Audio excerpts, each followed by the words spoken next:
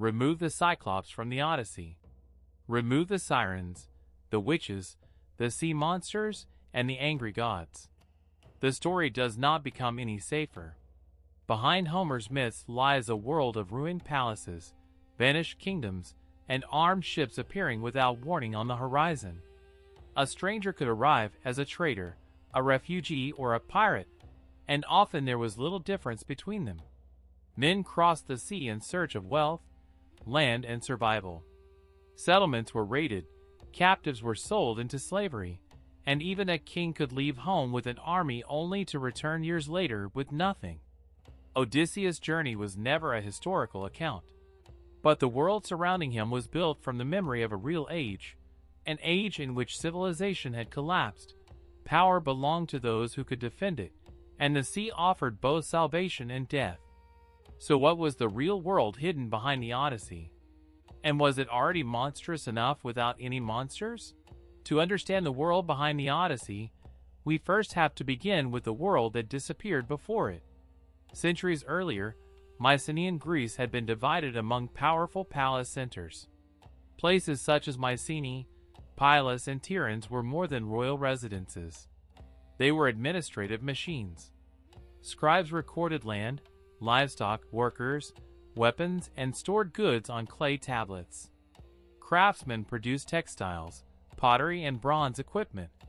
Rulers gathered resources from the surrounding countryside and redistributed them through the palace. Greek ships participated in trading networks that connected the Aegean with Egypt, Anatolia, Cyprus, and the eastern Mediterranean. This was not yet a unified Greek kingdom, but it was an organized world, held together by palaces, trade routes, and systems of authority. Then, around the end of the 13th and beginning of the 12th century BCE, that system began to break apart. Palaces burned. Administrative records disappeared. Settlements were abandoned or moved to more defensible locations. Long-distance trade declined, population shifted, and the authority that had once organized entire regions weakened or vanished. It was not one sudden apocalypse, and no single enemy destroyed everything. War, internal conflict, migration, natural disasters, and the breakdown of trade may all have played a part. Different places collapsed in different ways. But the result was the same. The old palace world could no longer reproduce itself. The people did not disappear. Farmers still worked the land. Smiths still made weapons. Sailors still knew the sea. Local leaders still competed for wealth and followers. What disappeared was the larger structure around them. A ruler could no longer rely on a palace bureaucracy to collect resources, equip armies, and maintain distant connections. Power became smaller, more personal, and more fragile. It belonged to the household that controlled the most land, the strongest warriors, and the best alliances. This is where the world of the Odyssey begins to emerge. Homer's poem does not describe the Bronze Age exactly as it existed. It preserves memories of its wealth, weapons, and heroic rulers, but mixes them with the social realities of later centuries. The result is a world haunted by something greater that came before it, a world of small kings living among the fading memories of vanished kingdoms. And when the old systems on land could no longer guarantee wealth or security, people looked toward the one road that still connected them to the wider world, the sea. When the palaces fell, the sea did not disappear with them. For generations, the Aegean had already been crossed by merchants, soldiers, and settlers. Ships carried pottery, metal, timber, grain, oil, and luxury goods between islands and distant coasts. But after the collapse of the palace system, maritime travel took on a new meaning. The old rulers could no longer guarantee supplies, protect trade routes, or organize large expeditions. Communities became smaller, poorer, and more exposed.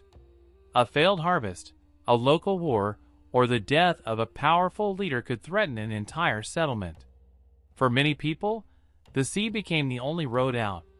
A crew might sail to exchange oil or livestock for metal. It might carry warriors seeking service under a foreign ruler, or families searching for land.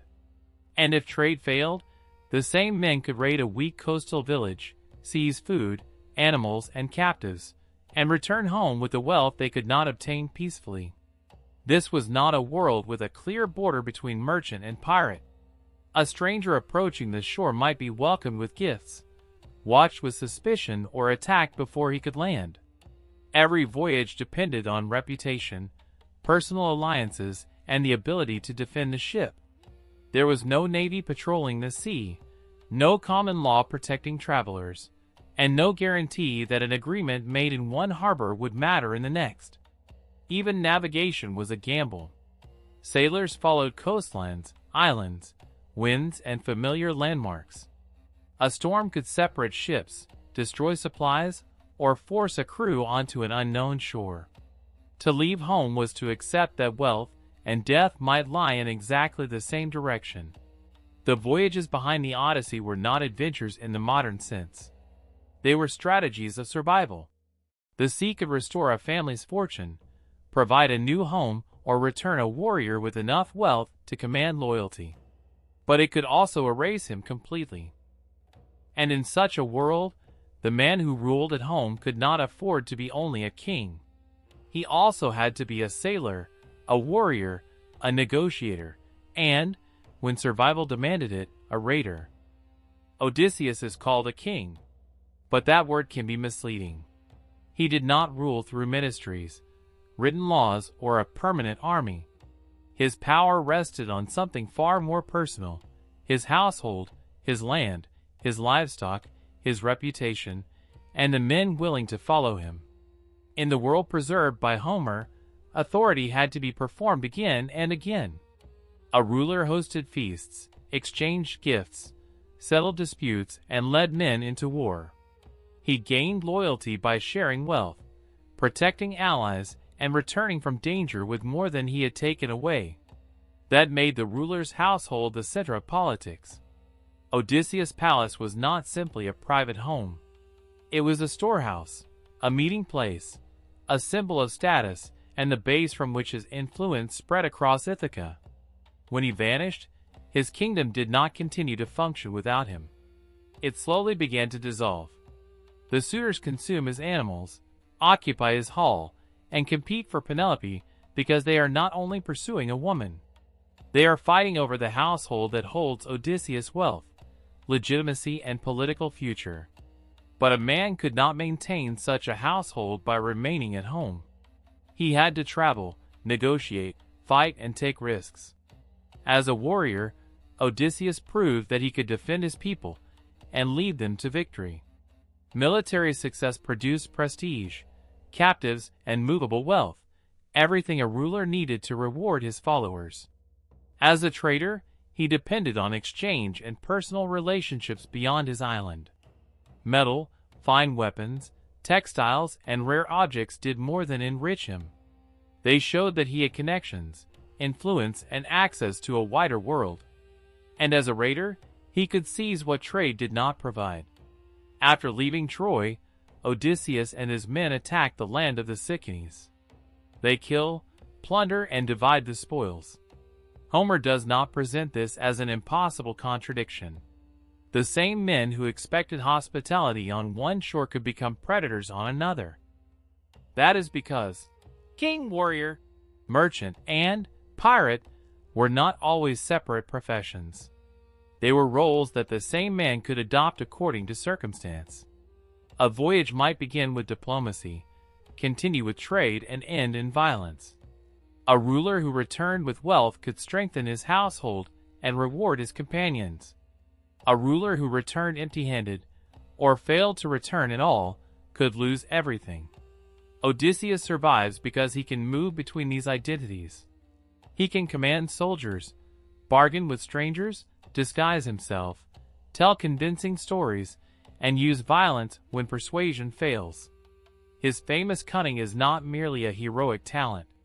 It is the survival skill of a ruler whose power depends on adapting faster than the world around him. Odysseus was a king, but only for as long as other people accepted him as one. And beyond the shores of Ithaca, his title offered no protection at all. the monsters of the Odyssey do more than make the journey dangerous. Each of them removes one of the fragile protections that separated human society from chaos. The Cyclops lives without assemblies, shared laws, or obligations to strangers. He recognizes no authority beyond his own strength. When Odysseus enters his cave expecting food and shelter, Polyphemus answers by eating his guests. To Homer's audience, that was not simply supernatural horror. It was the complete destruction of hospitality, the rule that allowed travelers to survive in a world without inns, police, or protected roads. On an unfamiliar shore, a stranger depended on customs being stronger than violence. The Cyclops is terrifying because no such customs restrain him. The Lotus Eaters represent a different danger. Their victims are not killed or enslaved. They simply lose the desire to return home. But in the world of the Odyssey, a man's identity comes from his family, ancestors, household, and homeland. To forget the journey home is to surrender the person he once was. Circe makes this fear physical by transforming Odysseus' companions into animals. Beneath the magic lies the possibility that hardship, hunger, and captivity can strip men of their status and reduce them to creatures concerned only with survival. The sirens offer knowledge instead of violence. They promise to reveal everything that has happened in the world. Yet the shore around them is filled with the remains of sailors who stopped to listen.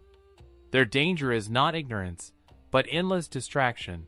The temptation to abandon the destination for one more story, one more mystery, one more unknown shore. Other monsters reflect the dangers of the sea more directly.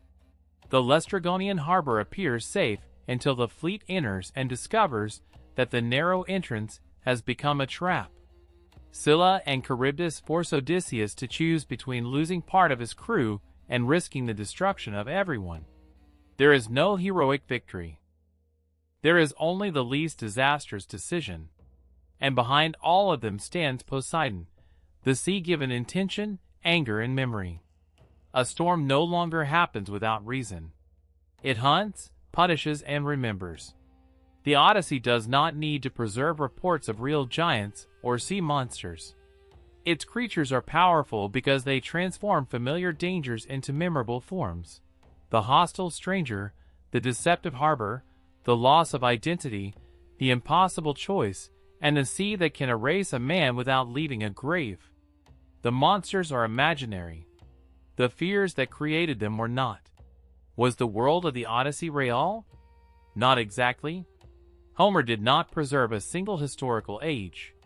His poem combines memories of Mycenaean palaces, the violence of the Bronze Age collapse, the smaller kingdoms that followed, and the fears of sailors who lived centuries later. That is why its world feels both ancient and strangely inconsistent. Bronze weapons stand beside later customs. Great kings rule territories that seem closer to fragile households than to states. Mythical islands exist beside recognizably human ports, farms, and halls. But that mixture is precisely what makes the Odyssey historically valuable. It does not give us a map of where Odysseus sailed. It gives us something more revealing, a picture of how early Greeks imagined the boundary between civilization and chaos. On one side stood the household, family, memory, reputation, and the customs that protected strangers. On the other stood hunger, slavery, shipwreck, lawless violence, and the possibility of disappearing beyond the horizon. Odysseus survives because he crosses that boundary without forgetting who he is. Behind the gods and monsters lies a world that never existed exactly as Homer described it. But the dangers that shaped it were real.